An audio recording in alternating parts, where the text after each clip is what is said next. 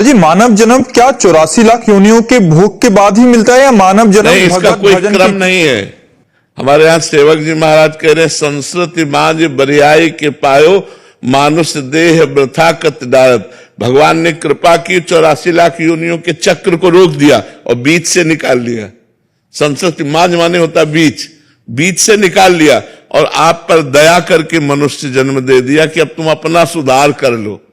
जब हम गर्भ में होते हैं तो गर्भ में थोड़ी देर के लिए हमको ज्ञान आता है, तो उस समय भयानक पीड़ा होती है, क्योंकि मां के गर्भ में जब बंद जीव ऐसे कुंडलाकार होता है तो बंद उसको बड़ा कष्ट होता है। उसी समय उसको ज्ञान होता है, तो वो भगवान से प्रार्थना करता है कि हे भगवान, एक बार मुझे इस मां के गर्भ रूपी नरक से बाहर कर दो, मैं आपका भजन करके दोबारा गर्भ में नहीं आऊंगा, एक बार मुझे कर दो।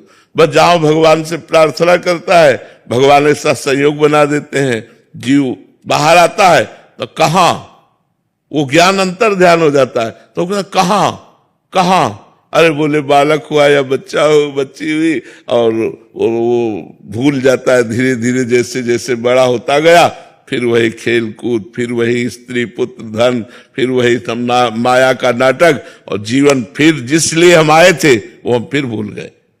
तो हमें चाहिए कि प्रधान कर्तव्य भगवान का भजन करते हुए, जैसी परिस्थिति में भगवान ने हमें जन्म दिया है, जैसी परिस्थिति में रह रहे हैं, उसमें संतोष करें।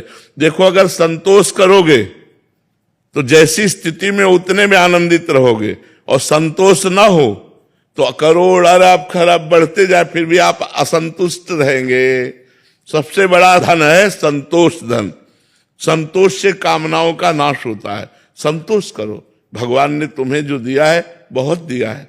नीचे झांक करके देखो, बहुत ऐसे लोग हैं जिनके पास जो तुम्हारे पास है वो उनके पास नहीं है। ऊपर मत देखो, नीचे झांक के देखो, बहुत से ऐसे लोग हैं जो तुम्हारे पास है वो उनके पास नहीं है। तो भगवान ने तुम्हें दिया, भगवान ने तुम्हें आंख दी,